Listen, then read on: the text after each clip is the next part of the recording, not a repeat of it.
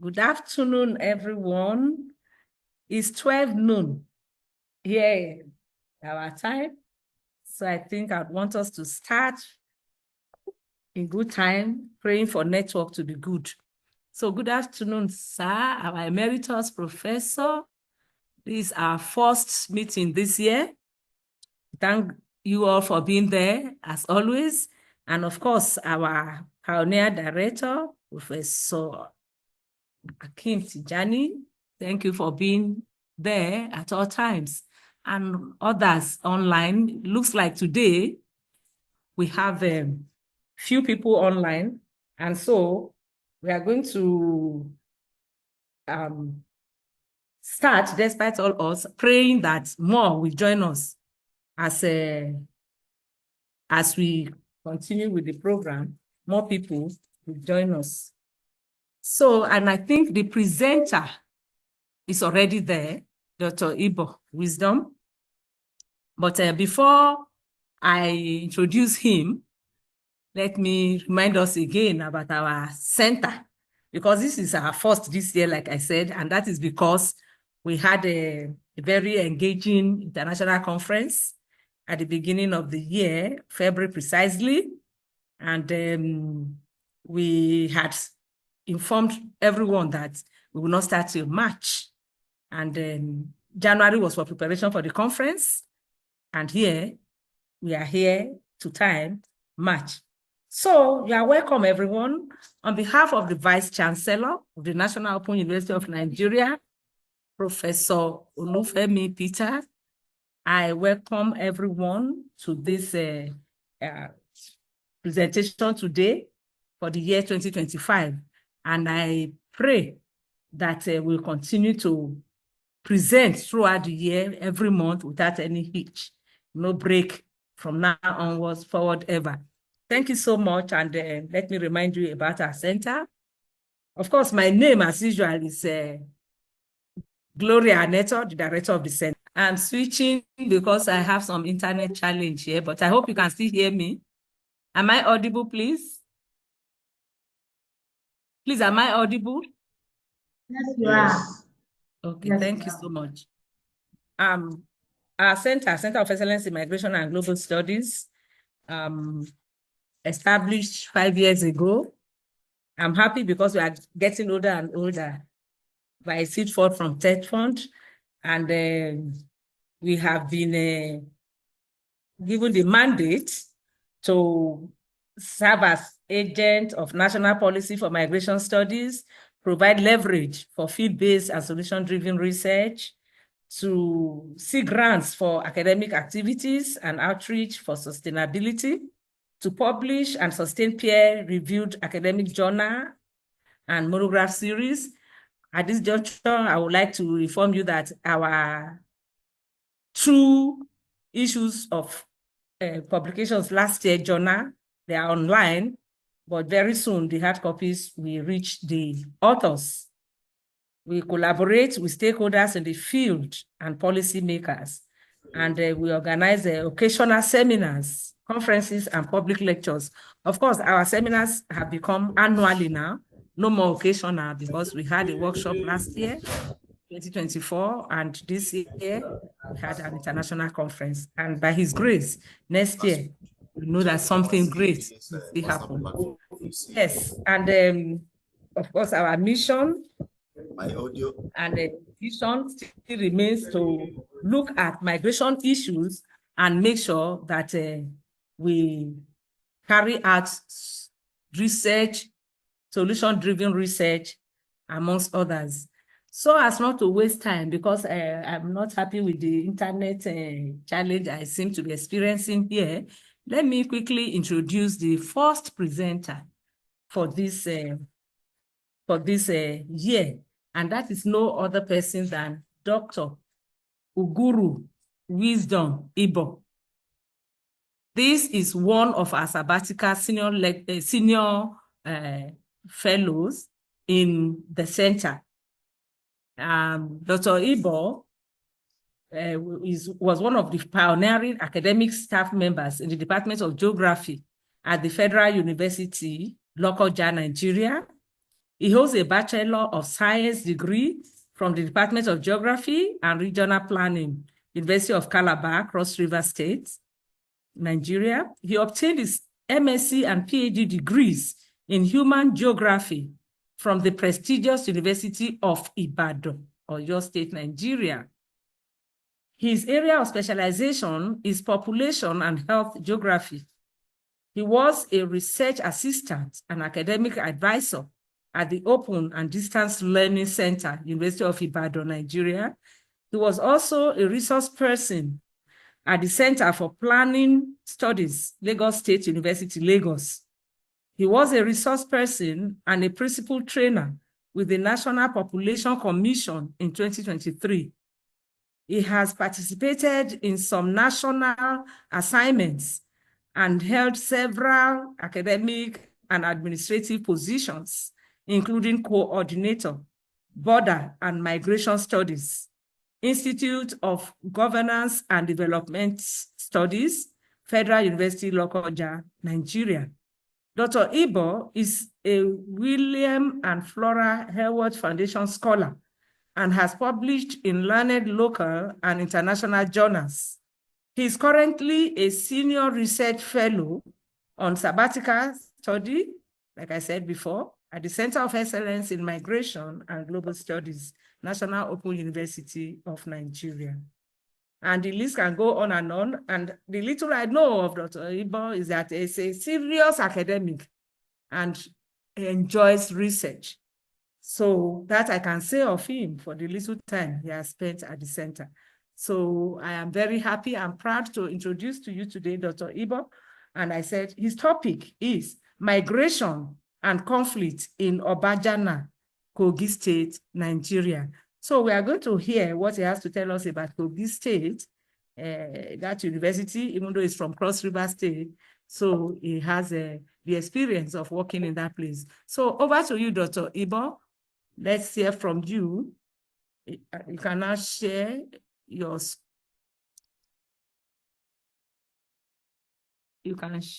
screen. Thank you very much, Director. Please let me share my screen. Yes, you can. You can share your screen. Already be given the permission to share your screen? Okay.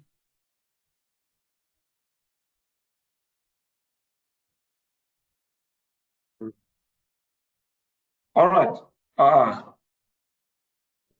The principal officers of the National Open University of Nigeria, Director, Center of Excellence in Migration and Global Studies, our pioneer director, Professor Akim Tijani, and other professors online, my colleagues, participants, ladies and gentlemen. The title of my presentation, just like the director has announced, is Migration and Conflict in Obajana, Kogi State, Nigeria. I want to start by saying that while the mass exodus of Nigerians overseas has deepened discussions on human migratory tendencies with the emergence of concepts like Japa, Jakpada, and Jalu, intense internal migration has caused unintended social consequences, one of which is conflict in host communities. And so this presentation is focused on migration and conflicts in Obajana, Kogi State, Nigeria. And so we all know what migration is all about.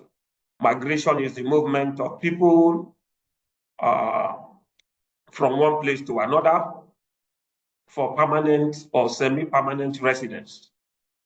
While internal migration is the movement of people within a country. It is usually driven by processes like economic opportunities, climate or environmental change, or even conflict. And so while comprehensive global statistics on internal migration are limited, available data on internally displaced persons, provide insights into internal migration in Nigeria. And since this presentation is not focused on internal displacement, I do not want to bother us with these statistics. However, it is important to say here that internal migration in Nigeria predominantly involves the youth, typically between the age of 10 to 34 years, with a large number of them falling between 25 to 29 years old. In 2010, the National Population Commission, reported that 52% of females are involved in internal migration compared to 48% of males. But again, in 2023, a recent survey carried by a national 41.6% of males are involved in internal migration, while 48.6% of females are involved in internal migration. So, indicating a relatively balanced gender distribution in migration within the country. Again, there are special variations with respect to states. For instance, states like Abia, Ekiti, Delta, Imo, Anambra, Bayelsa, Lagos have over 40% of internal migrants residents in those states. In contrast with states like Gombe and Kano that have 10.5%, that is for Gombe, and then 21.3% for Kano. In Kogi State, internal migration is driven by economic reasons, particularly search for fertile lands for agriculture and then job opportunities. And majority of these movements are made towards the major urban centers that are found in the state.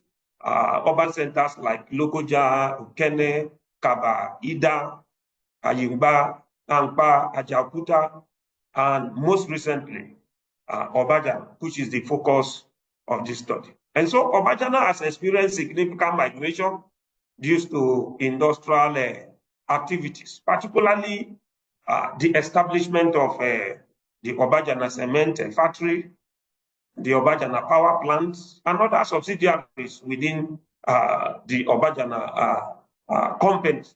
So while migration has spurred economic growth in the area, it has also introduced various challenges, including social tensions and disputes over resources, particularly land and employment opportunities. And so understanding the intricate relationship between migration and conflict in Obajana is essential for urban, peaceful futures and sustainable development. So, what is the problem? The problem is that rapid industrialization in Obajana has led to a demographic shift with diverse population of migrants settling in the area. And so the sudden population increase has caused pressure on existing resources, particularly land and infrastructure, leading to social tensions between the indigenous people that are original inhabitants of the area and the migrants who in this study are referred to as newcomers. And so conflicts have emerged over land ownership, employment opportunities, and ethnic differences. So despite the economic benefit brought by the coming of industries in the area, the accompanying social tensions, unrest, agitations, violence pose serious threats to the community's stability and development. And so it is against this backdrop that this study is contemplated. Now, what are the research questions? The research questions include: how has migration influenced socio-economic structures in Obajana? 2, what are the root causes of conflict between indigenous residents and migrants in Obajana? 3, how have local authorities, responded to these conflicts, especially by way of addressing or managing these conflicts? 3, what strategies can be implemented to foster peaceful coexistence and sustainable development in Obajana? The scope of the study, falls within the periods immediately after the establishment of Obajana in the area. Obajana, the construction of Obajana cement factory was in 2003. Actual production operations started in 2007. And so the study investigates the nature and causes of conflicts between indigenous residents and migrants in the area, and then the responses from the local authorities in managing these conflicts. This study is particularly important because, first, it provides insights into the unintended social consequences of rapid industrialization in rural communities. Second, the findings can inform policymakers, local authorities, and industrial stakeholders on the appropriate strategies that can mitigate conflicts and promote social cohesion in industrial cities. And lastly, the study contributes to the broader discourse on migration, industrialization, and conflicts in industrial cities, especially emerging cities or emerging industrial cities like Obajana. The study was inspired by 2 theoretical persuasions, those developed by Portes and Manning in 2006, and that is the emigrant enclave theory and the territorial imperative theory.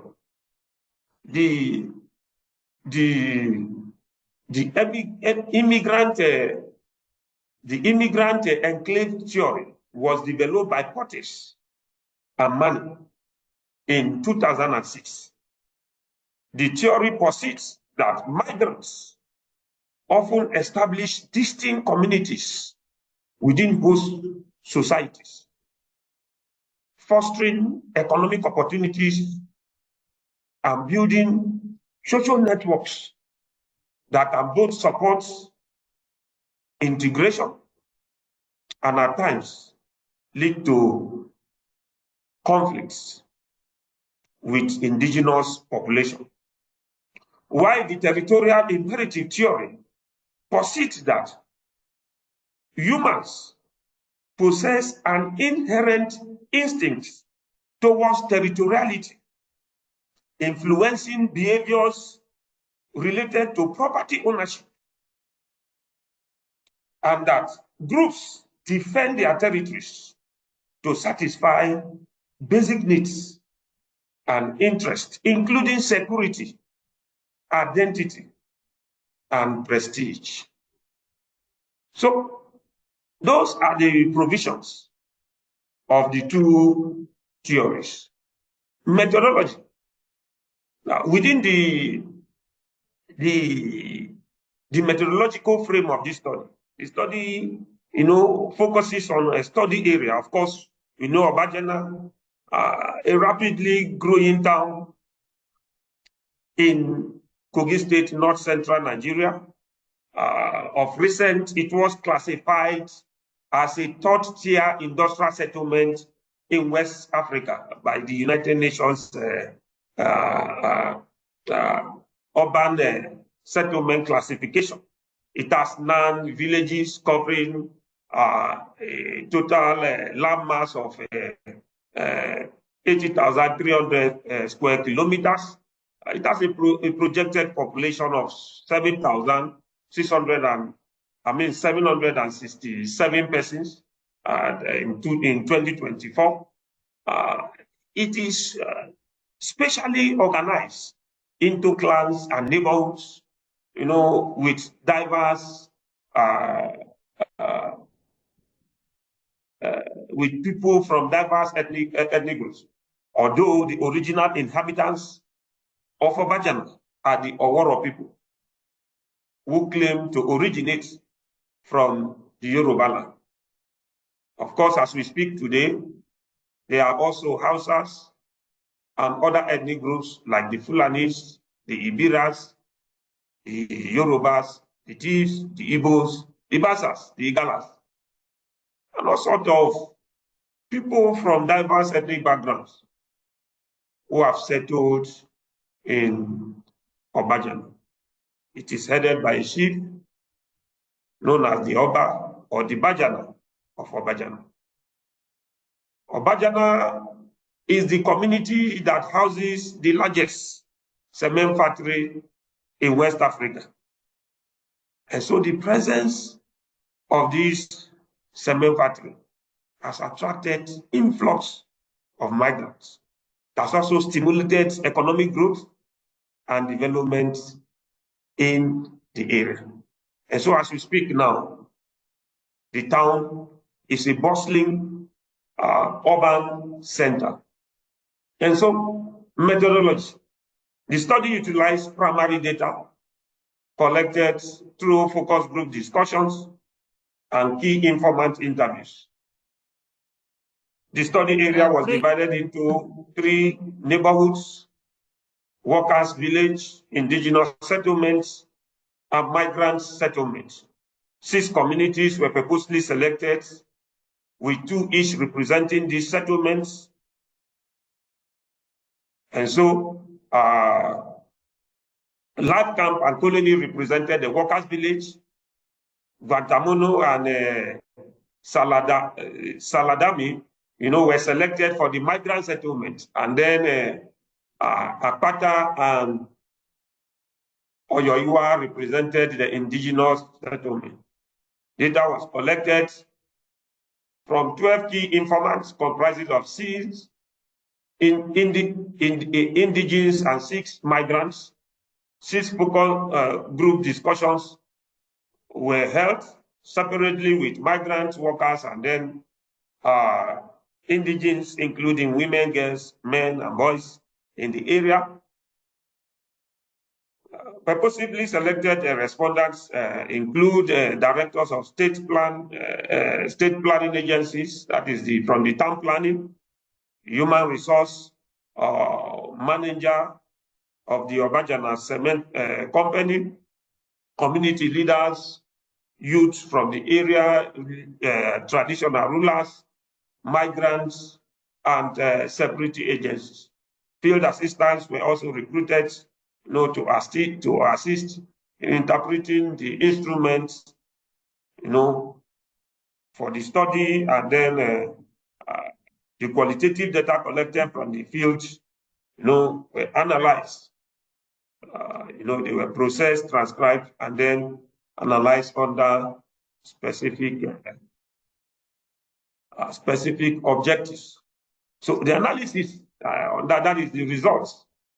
The analysis reveals that Obajana has become a multicultural town because of the arrival of different people, migrants from diverse ethnic groups.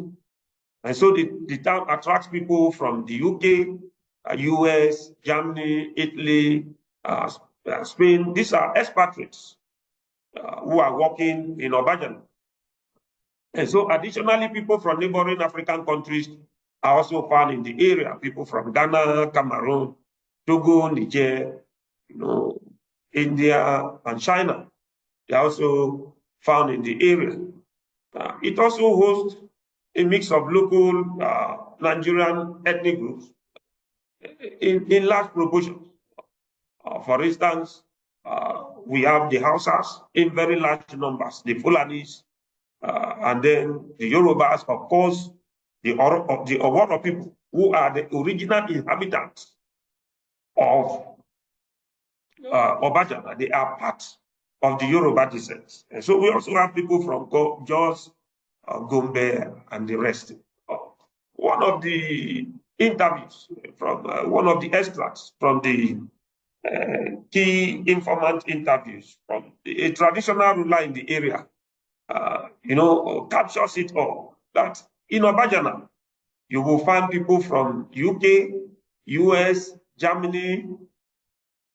Obajana is a semi-Dubai. There is no tribe as far as this war is concerned that is not found in Obajana. We have large number of Hausa, Fulanis, Igbos, Yorubas, Gombes, and Jos. Also, there are people from Ghana, Cameroon, Togo. So it shows that as we speak, Obajana is a multicultural town. A town original that was just confined to just the Oworo tribe, but now has a number of people from diverse ethnic groups. And so it has become a cosmopolitan town. Obajana is now a growing economic hub. Of course, the establishment of industrial plants, the Obajana cement factory, the Obajana power plants, and other industrial activities, other small-scale industries also coming up in the area with a strong presence of migrants, attracting both local and international settlers in the area. It has a very strong industrial influence with a global appeal. No wonder it has been classified as a third-tier industrial city in West Africa. In terms of the social dynamics and community relations in the area, findings suggest that there were initial suspicion upon the arrival of the influx of migrants, which of course has led to mistrust between the indigenous population and the migrant groups. This again has caused a kind of distinct formations of ethnic groups. The migrants who have arrived in the area, they live in ethnic colonies, in their enclaves, where newcomers now establish their own social and economic networks, close to people of their own ethnic affiliations. While these enclaves provide support systems for migrants, they also create parallel societies within the host community. A migrant resident in Obajana captures it that there was initial suspicion and everybody was on their own. But now there is a mutual understanding between the migrant and the indigenous people of Obajana, as every ethnic group has the right to practice their cultures and religion without any form of fear. The results suggest that divisions exist. If you look at that extract very well, it means that divisions exist. And these divisions are along ethnic lines. They are also caused by differences in traditions, beliefs, and practices, leading to misunderstanding, mistrust, and as we see, as we are going to see in some of the data that follows, violence. And so discussions with a woman in the area, we came up with these findings that in 2006 there was a serious fight, that is conflict. The boy that was killed in the fight was an Igbo boy. Once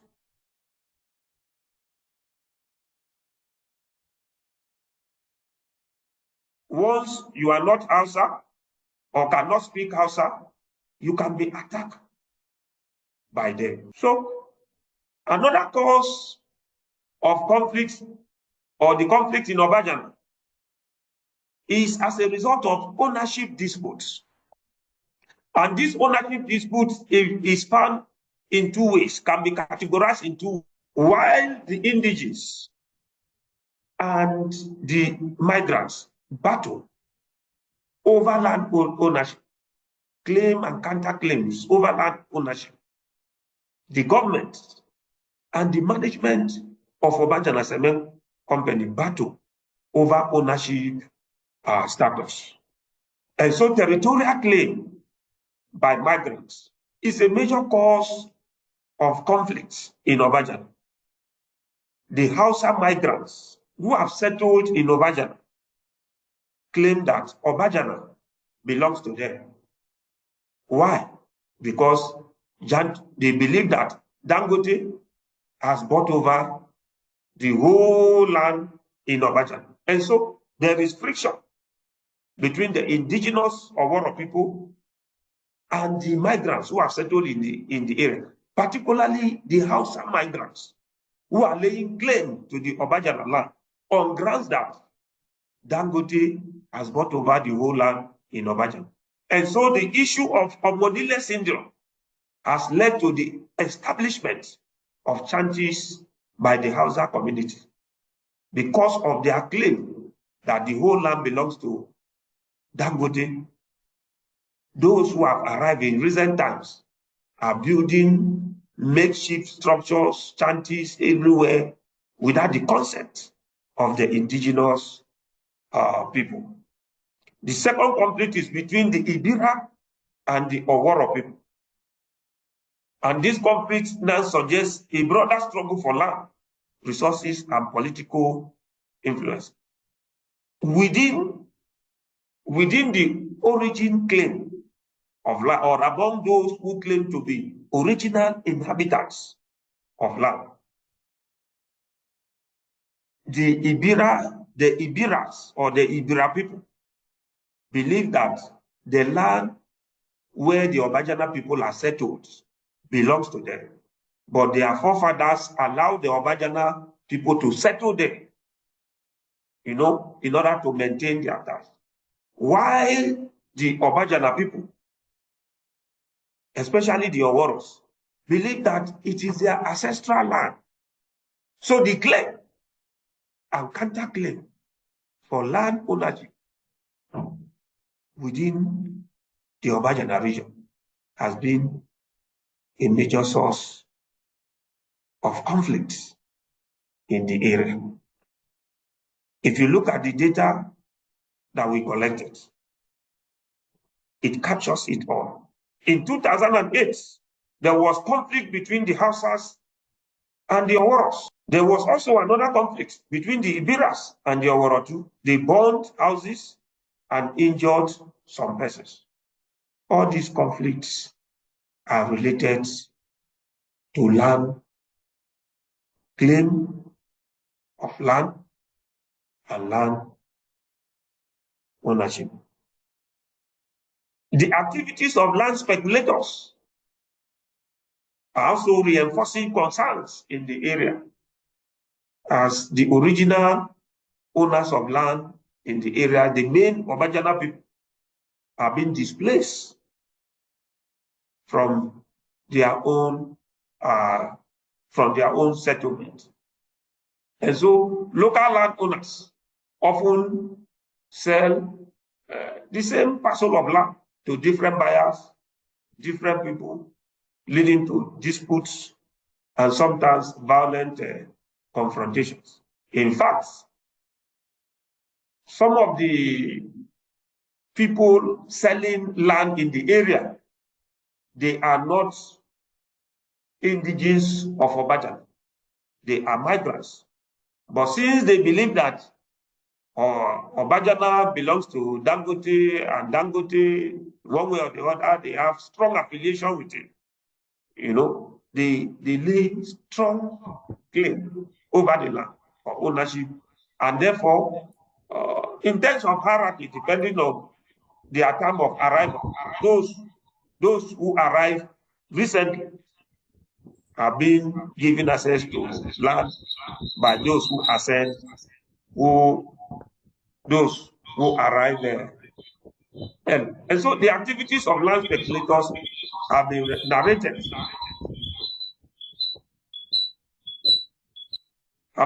narrated by one of the participants. There was a case where Obajana Council collected land from a migrant because it was purchased illegally.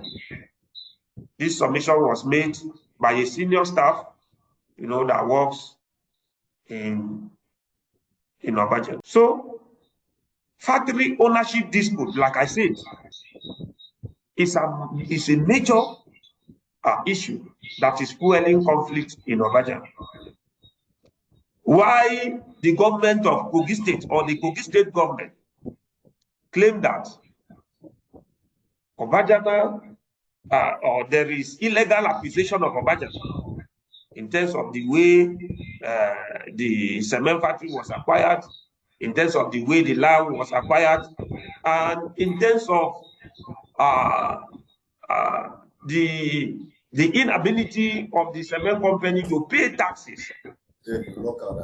And that there was an agreement with the state government that after a period of time, the cement factory will be handed over to the state government.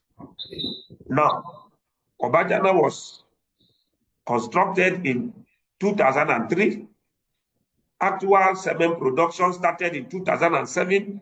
And so between that period till now, it appears it's up to 20 years that the government decided to go into the activities of the Obajana Cement Company to see actually what is happening. And they discovered that they have not been living up to expectation. And there was attempt by the Kogi State government to take over the ownership of the Obajana Cement Factory.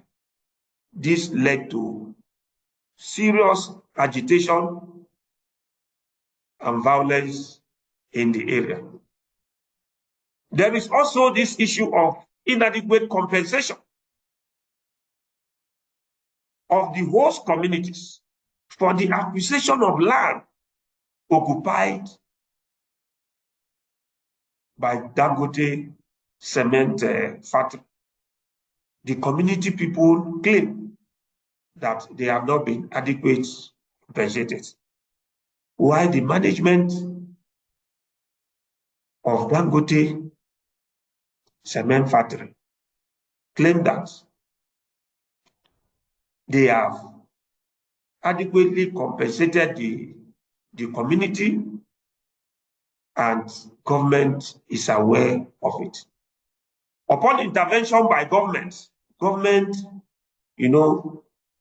not actually provide sufficient claim over adequate compensation of the Obajana community.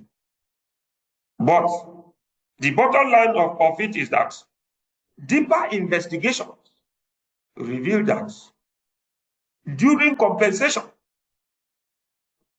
community members were not well represented in the process.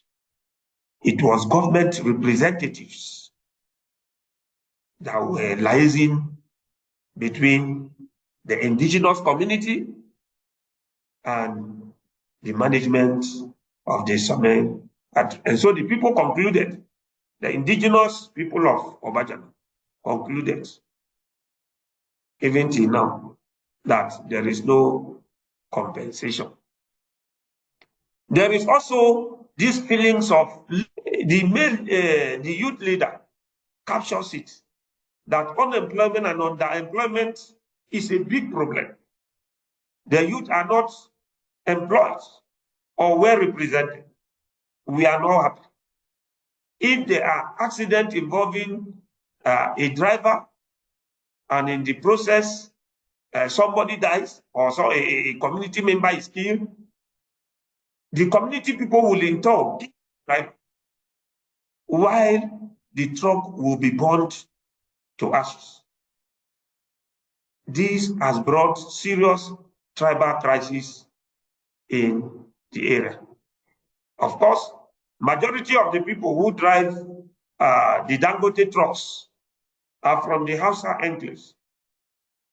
And so the way the community members have been treated over time in terms of poor representation in employment, in terms of inadequate compensation, in terms of struggle for land ownership in the area, there is anger and aggression among community members. And so there are also concerns of environmental degradation and industrial response to these environmental problems, including some of the conflicts that have arisen in the area.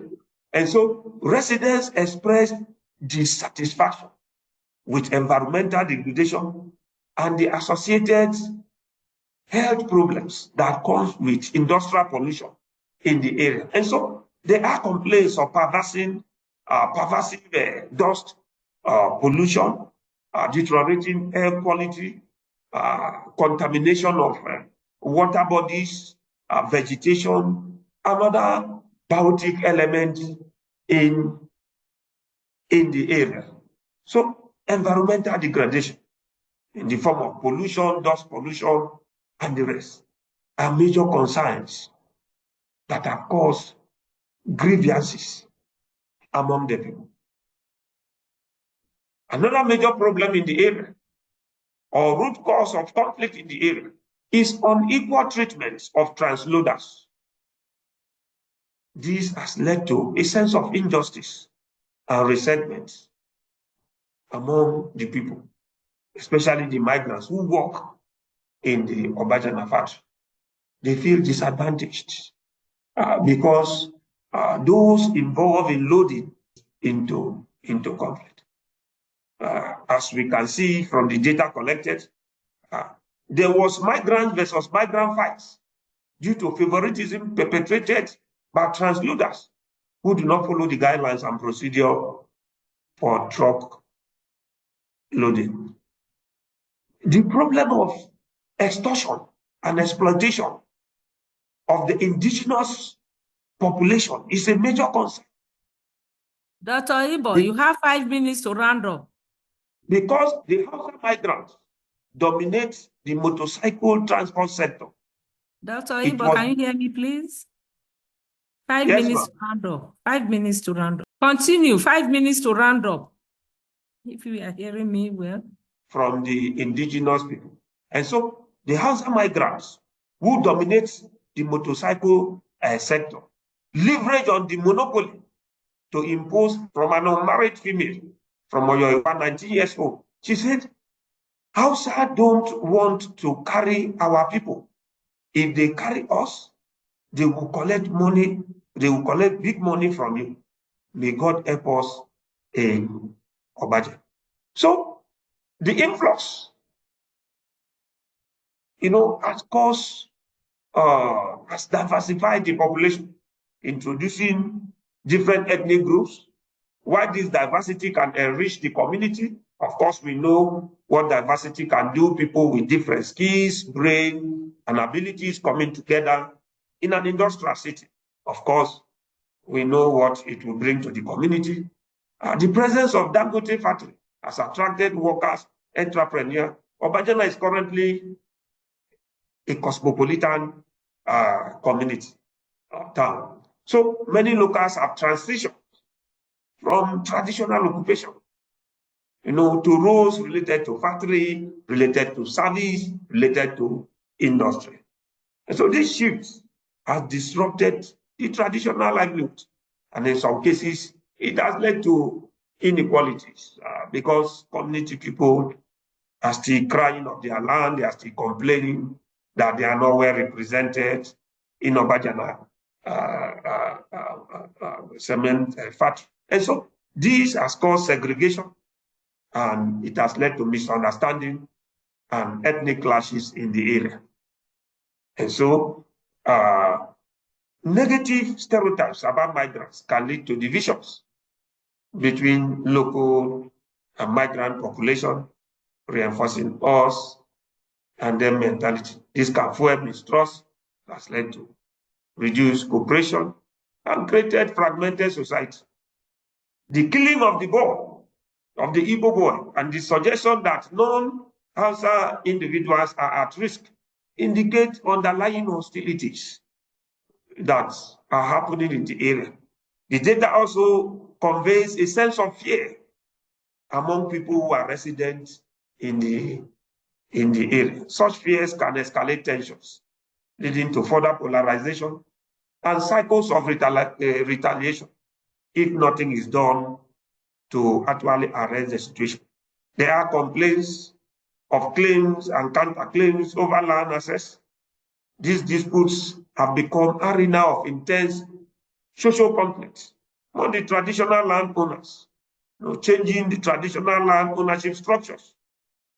And this has actually led to conflict over land ownership and legitimacy. So the allegations of illegal acquisition of Obajana has also led to protests and temporary shutdown of industrial production, led to shootings, injuries, and the burning of trucks on the day of the protest. The disruption adversely affected workers, especially daily workers who earn from their daily work. The study noted that the lack of transparency and trustworthiness in the payment of compensation to host communities is a major source of violence. As a result, indigenes believe that it was time for Kogi State to take it. What are the measures that have been taken in the community to actually forestall and manage some of this conflict? One, there is establishment of community development association, because the migrants are in large numbers without the provision of shelter. It has led to the emergence of shanties, in the proliferation of shanties in the area. And so, at a point, government decided to demolish these shanties. But demolishing these shanties did not actually solve the problem, because the shanties emerged in other vacant areas. There is also the formation of youth vanguard, which of course has metamorphosed into a youth security network that is now providing surveillance, neighborhood watch, to actually foster crime and be able to mobilize youth to discuss for the common good of Obajana town. There is ethnic representation in traditional governance structure.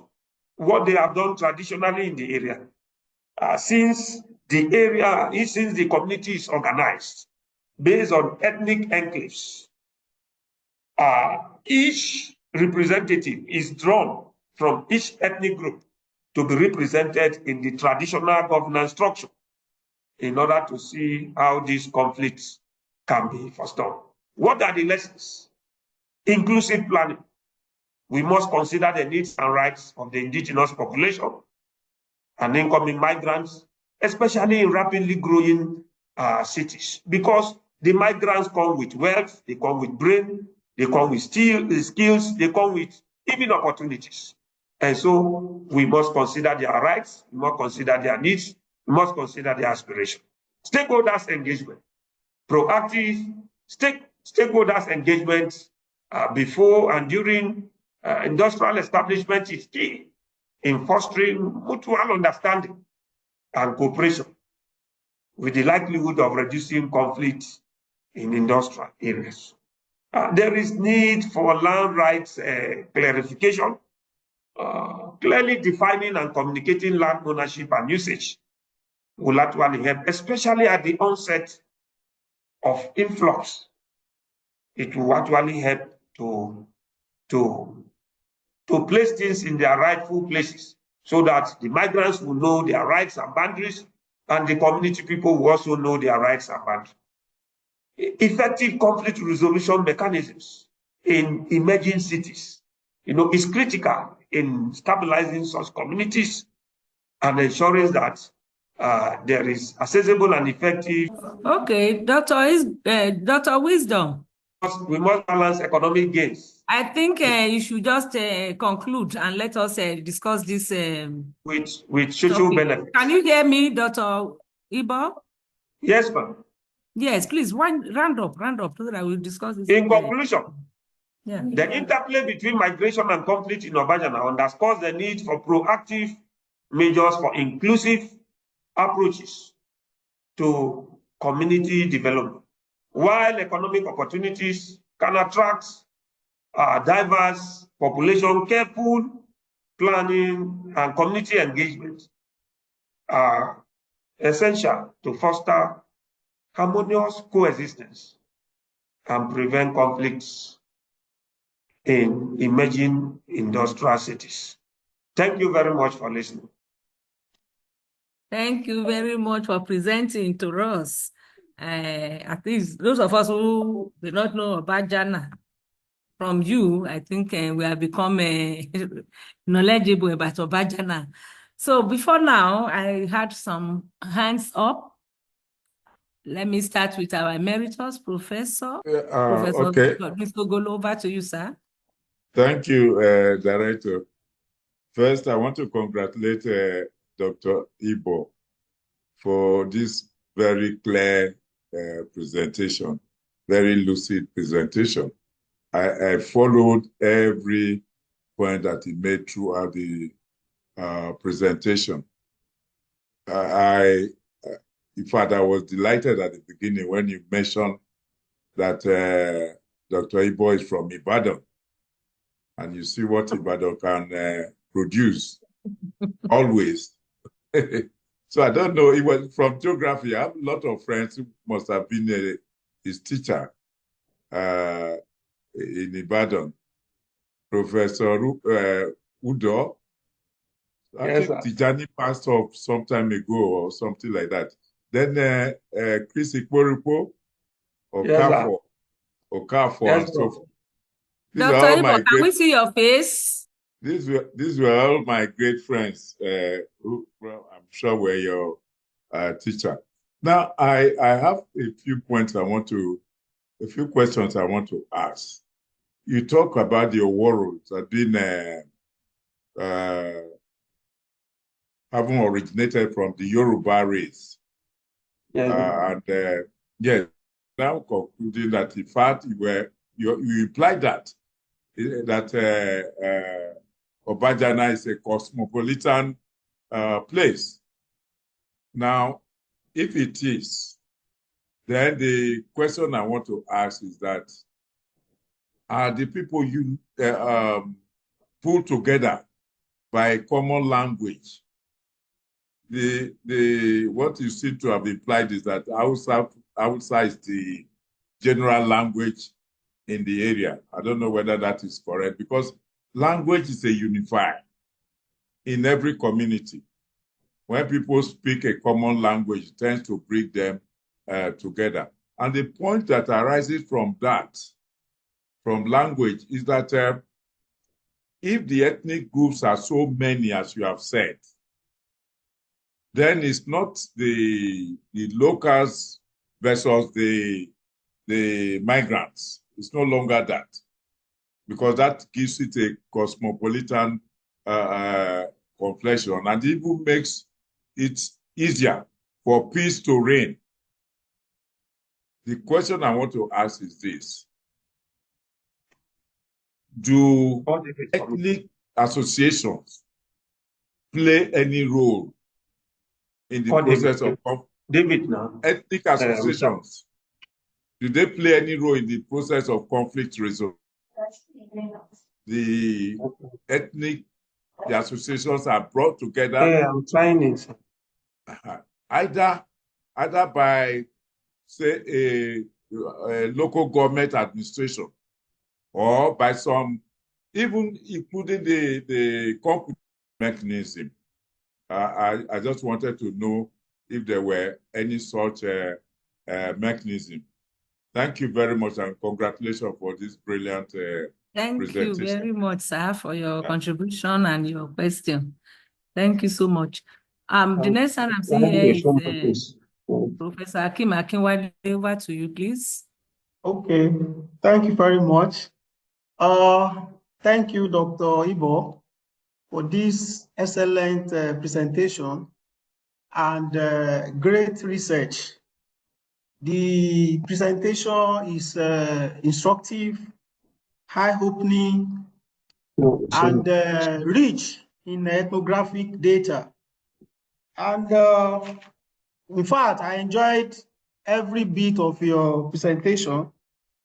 And initially, I was thinking, what kind of migration would you be talking about? Because we have different dimensions of migration. But in your presentation, you made it clear that the focus is on internal migration.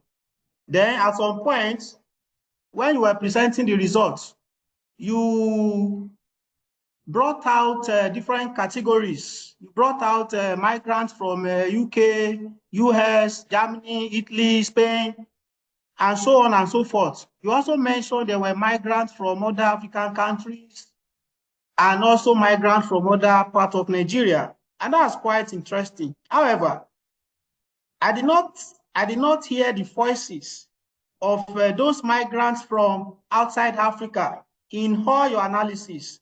And that would be my question one. Because those migrants from Germany, US, Spain, UK, Italy, were they not involved in any kind of conflict or another at one time or the other? Then if no, if those categories of migrants were not active in whether as perpetrator or victim of conflict, we can then begin to interrogate if truly migration is the foundation or driving force of those conflicts. Then secondly, the migrants from African countries, I also did not hear their voices again in the analysis. I was only hearing the voices of Nigerian migrants, the Hausa, the Fulani, the Ebira, the Oworos, and so on and so forth. And that's quite interesting. So I want you to take note of that.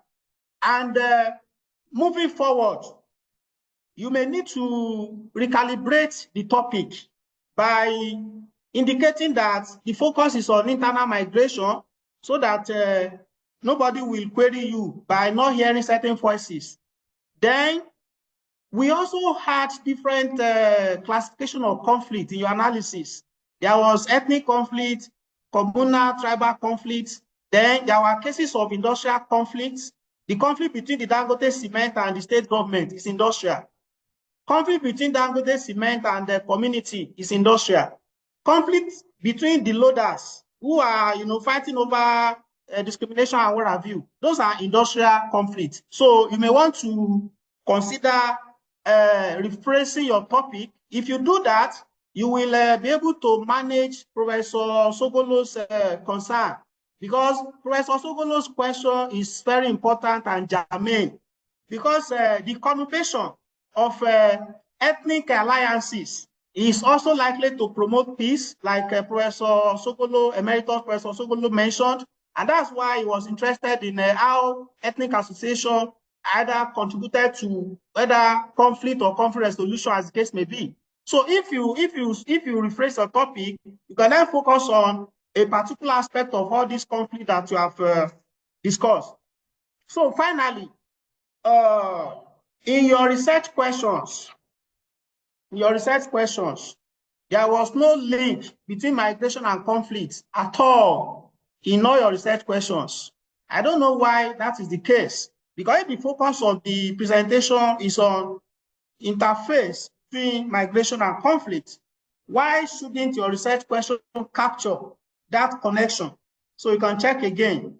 So then the theoretical framework you used, only one of the two theories is relevant. The territorial imperative theory, yes, that theory is good, because you said the Hausa Fulani are claiming territories. As a result of that, tension is being generated, and there's contestation for power and what have you. But the immigrant enclave theory is not appropriate. You know why? The word immigrants is not suitable for a study on internal migration. Had it been we had the voices of those foreigners from outside Africa and foreigners from within African countries, maybe. But since their voices were not heard at all, so we cannot call somebody who has migrated from Kano to Obajana an immigrant. So the word immigrant theory, I'm proposing that you can replace this immigrant enclave theory with frustration aggression theory, propounded by Dollar et al., 1939.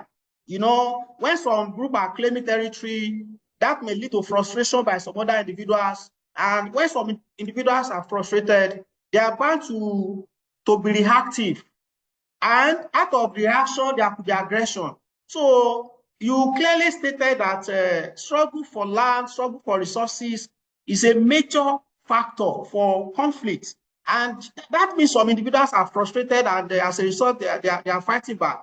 So you may want to consider that theory. Finally, I want to commend you again because this is a very rich ethnographic study. In fact, you can bring out several papers from this study if these observations are well taken into consideration. So thank you, Dr. Ibo. We are together here at this center. I think we have more engagement at your convenience. Thank you. I can see that Professor Tijani's hand is up.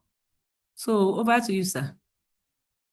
Yes, it's going to be short. I think my advice is already well noted by both Professor Sugolo and Professor Akim. But let me say this, and I'll be very short. I have to pack, and I could see at least 4 papers. It's a pity while I was trying to drop my daughter, I left my paper in my room where I took the note, but I noted 4 papers. So that is in line with what Professor Akin Fenwa just noted. You see, you can deconstruct the 2 theories. One of them is a paper on its own. You deconstruct it, you decolonize it. Because when somebody, a white guy, just wake up in 2006 and telling me he has a theory to explain the reality, historical reality of our people, I feel so uncomfortable. So what I'll do is that I will mix the theory or concept, even if it's a black man, with the reality. And that is what you have done. Okay? The territoriality theory and the immigrant, what have you. It could be 2 papers, 2 different papers. Then I could see you writing another one, the diaspora association or diasporic association in Obajana. You can look at, it's not all about conflict and what have you. I believe there must have been some developmental efforts on the part of the ethnicity that you identify. Then you also highlighted, if I remember now, the youth. Okay, that's another paper entirely. That's another paper. And then the community development, what have you, is also a government intervention. So as rightly mentioned, you have to be able to separate. If you want to go with what you currently have, you should be able to separate industrial labor conflict or situation from the other type of conflict. What about labor education? There must have been some element of labor education in resolving some of the issues that came up, even within the diasporic association or the community development authority or the unions formed, either by the Hausa or the, combination of all of this. But above all is another learning moment. I really appreciate you sharing your knowledge with us. And I have known a little bit more about Obajana beyond being a center of kidnapping, havoc, accident, and then the fear of Lokoja itself.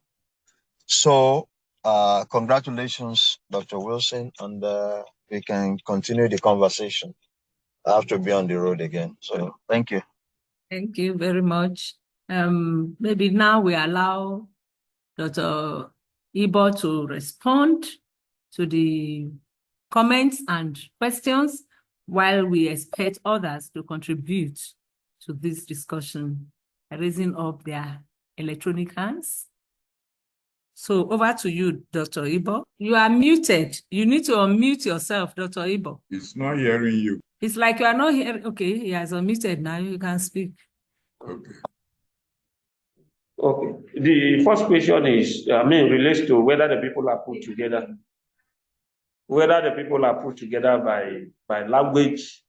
The Obajana, the people, which of course are the Oworo people, they speak largely of Yoruba language because they have very strong affiliation with the Okun Yoruba people in Kogi State.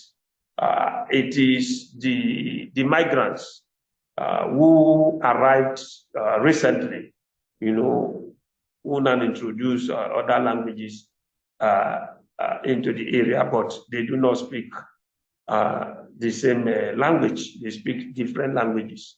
And that is why they are pulled together in their ethnic enclaves. If you go to Obajana, each ethnic group has a particular settlement. And this settlement, the structural or what we call the spatial organization of this settlement was not planned by the Obajana people, neither by the town planning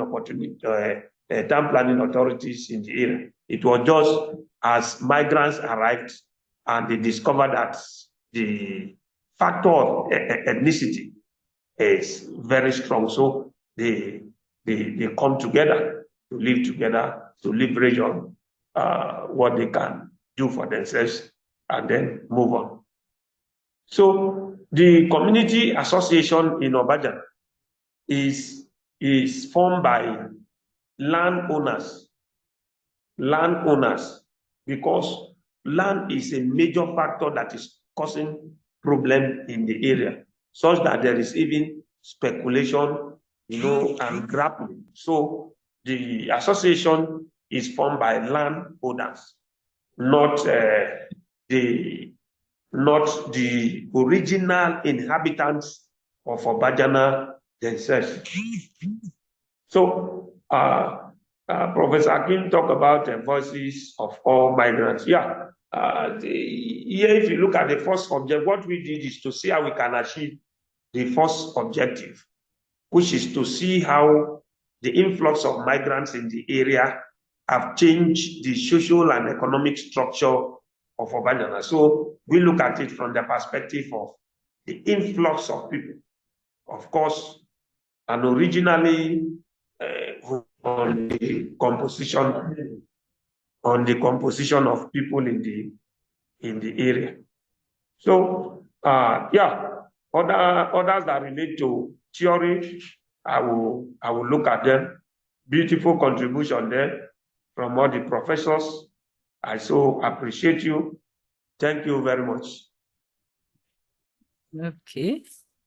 Thank you for your response. I cannot. Those foreigners from UK and what have you, I didn't hear what you said about that. So were they also, it would be interesting for us to learn their own experience, this conflict equation.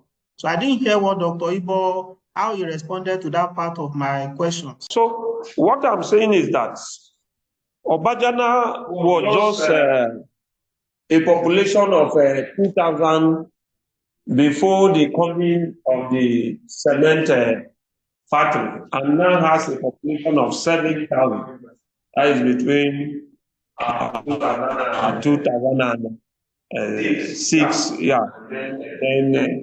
to date. So The people who have arrived in the area are people from different backgrounds. They do not speak the same language. Even the Obajana, even the Ibira people who are from Kogi State, there who are also, struggling the language with them.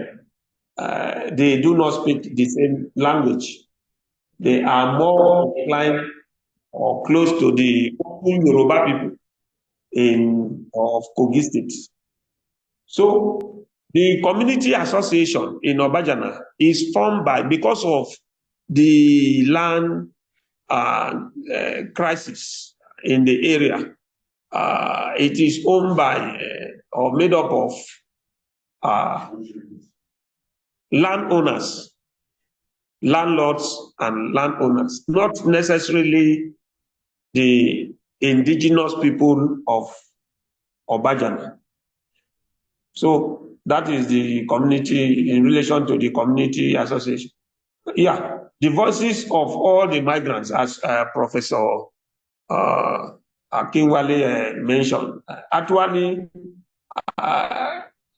my focus is to see how I can achieve the first objective, which is to see how migration in the area change the socio-economic structures in Obajana. So one of such social factors is demographic, which is population. And so I look at it from the perspective of the data collected, in which the traditional rulers submitted that in Obajana we have people from the US also. So that is from the perspective I look at. Very much, Ma, for the opportunity to make my comments. The first thing I want to say, Dr.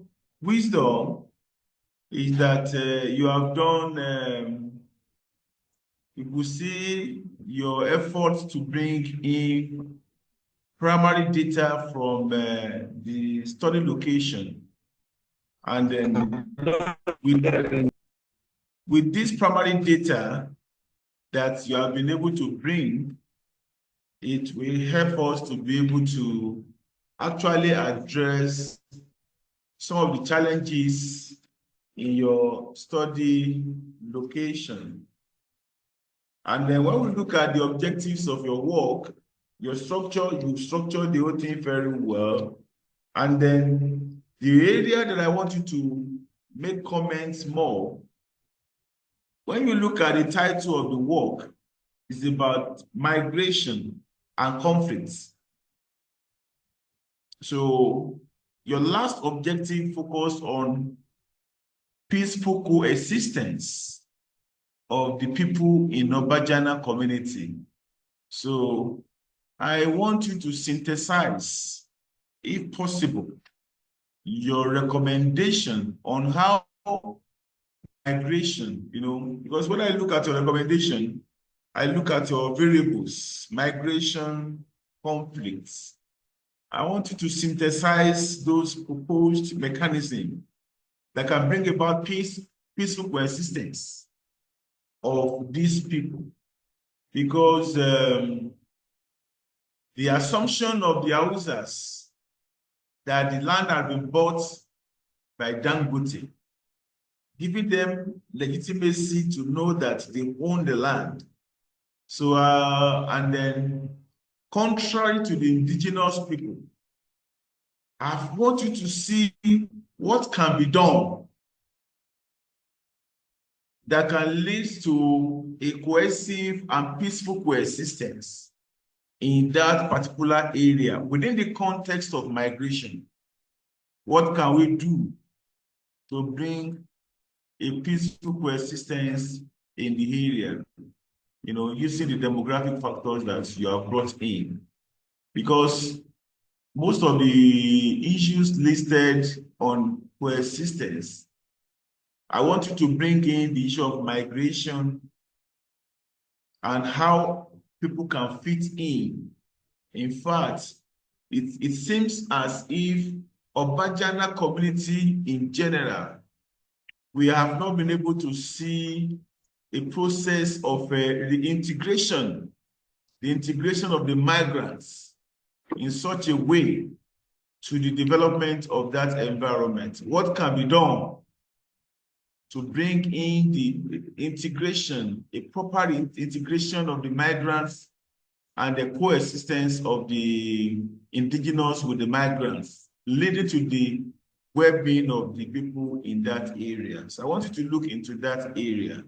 It's very, very, very important that the migrants can be appropriately integrated within the context of what we have now, and then they can live together peacefully. Thank you very much for the opportunity, ma'am. Just before you answer, Dr. Ibo, I maybe because of I didn't quite hear you respond to one of the points I made about intervention, either by Dangote company or by government, i.e. the local government authorities and so forth. Intervention in terms of mechanisms for trying to settle conflicts in the community. Is there any, do they have such mechanisms? Are they interested in trying to resolve conflicts in the community? Dr. Ibo, can you hear the comment or question? Yeah, yes, Prof. Okay, we can hear you.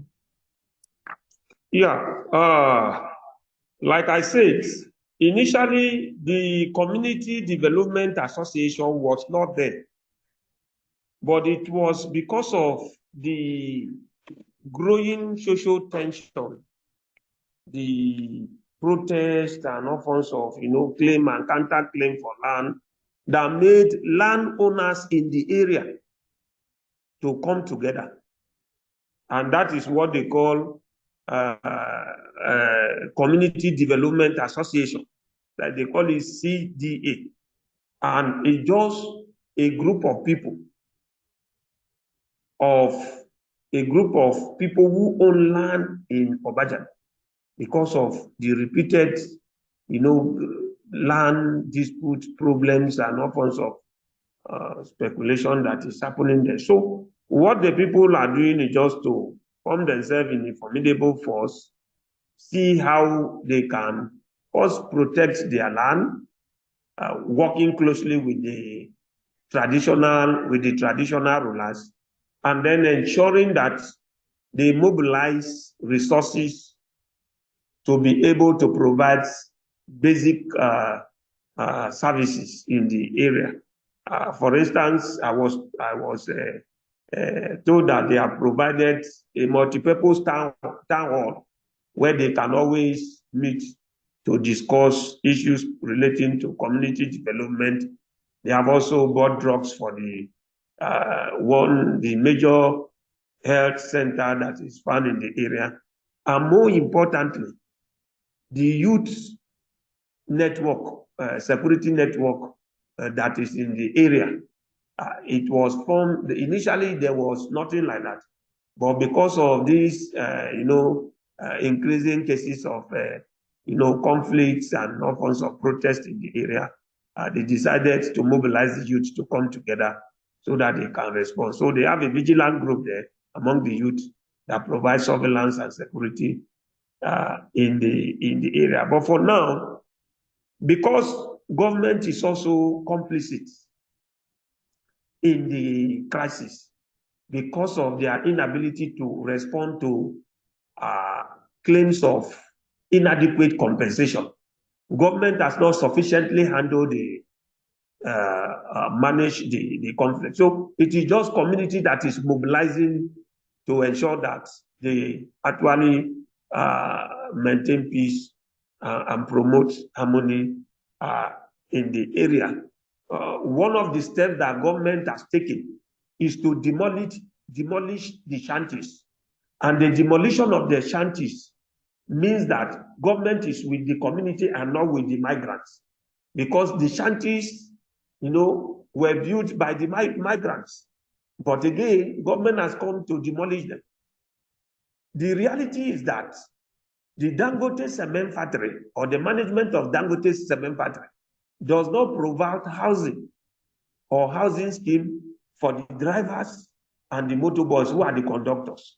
So majority of them, because one of the things that has attracted migration or influx of migrants into Obajana is the vast expanse of land in the area. So there is this proliferation of makeshift structures, shanties that are found in the area, built by the migrants.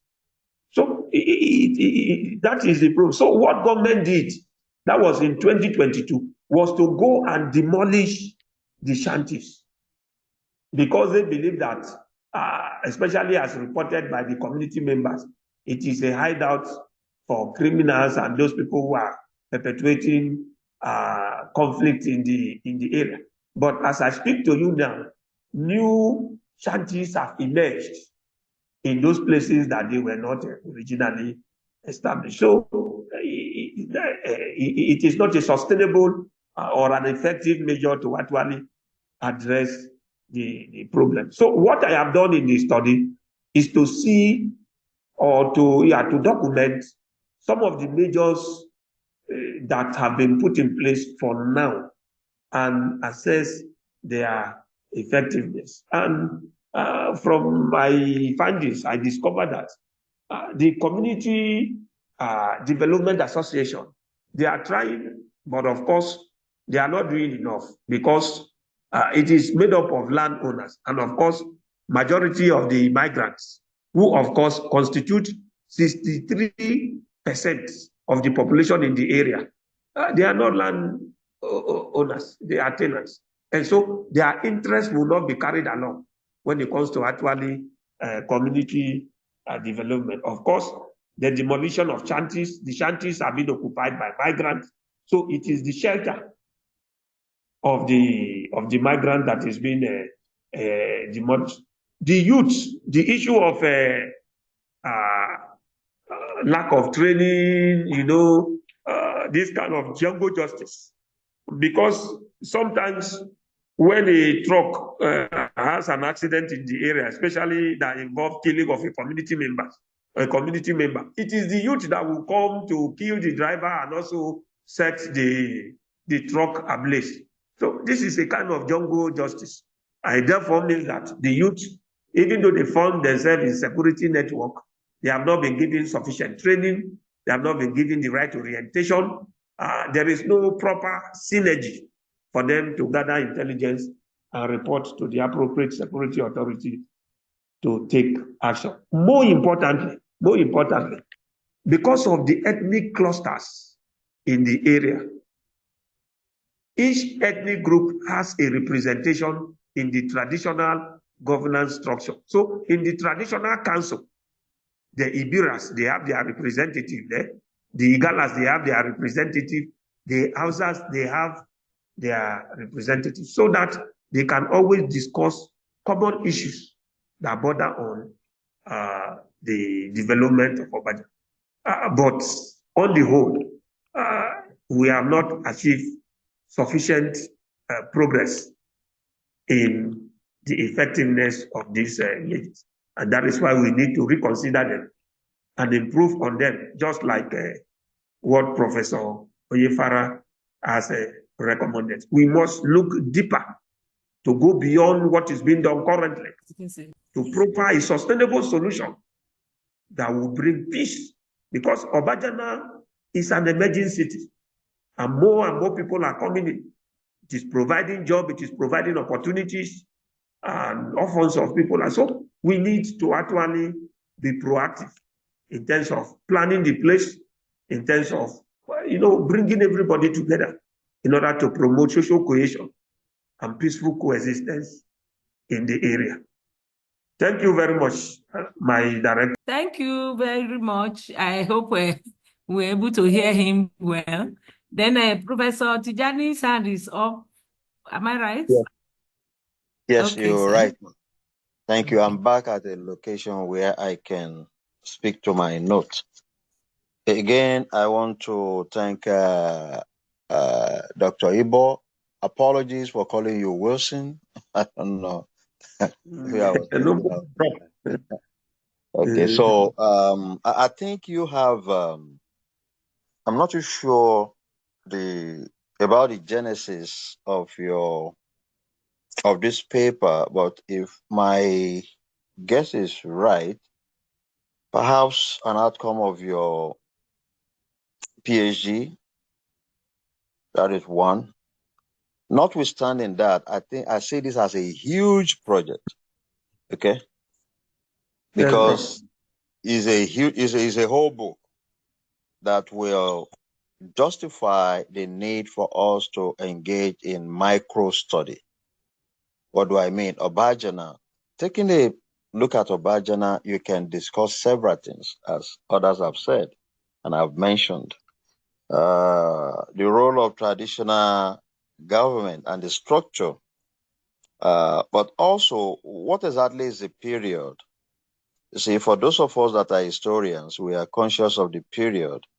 Are you focusing on since the days of Lord Lugard, or you are looking at post-independence, or you are looking at the 50s, or you are looking at the post-World War II or post-World War One to a certain period, or you are looking at contemporary? You have to be conscious about that.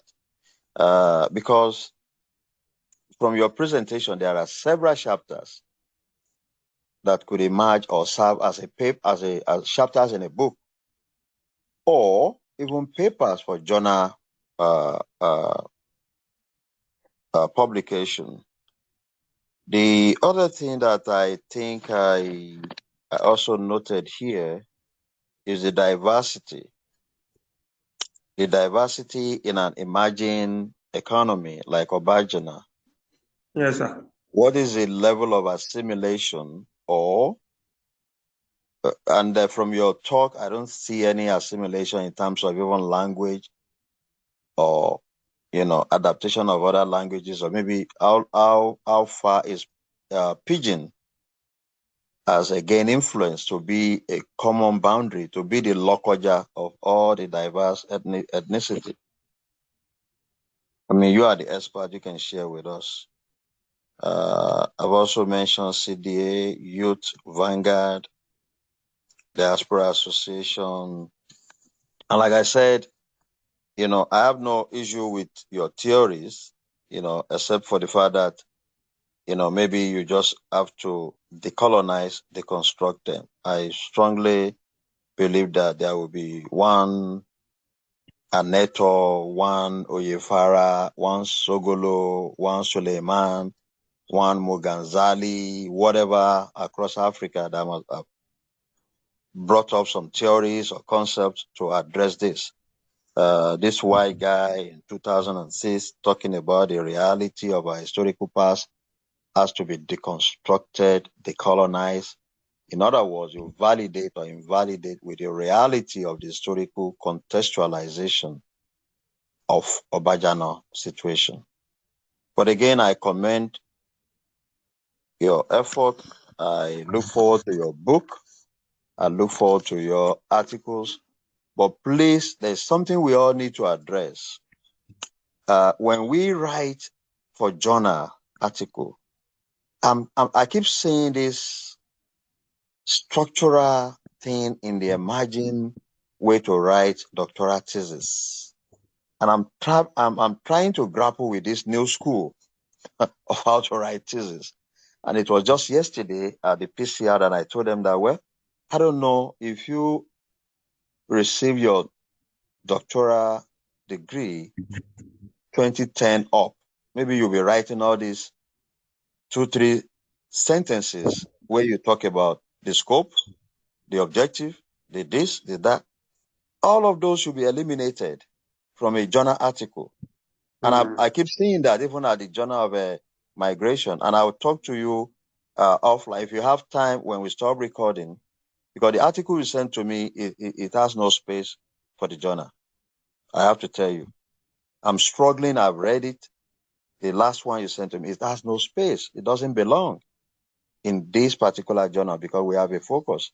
But generally, when people start just cut and paste from the doctoral presentation in the new school of writing thesis, that's the way I call them, then we have to be, we have to rethink how we do things. Okay. But again, Dr. Ibo, thank you very much for sharing knowledge. Thank you, Prof.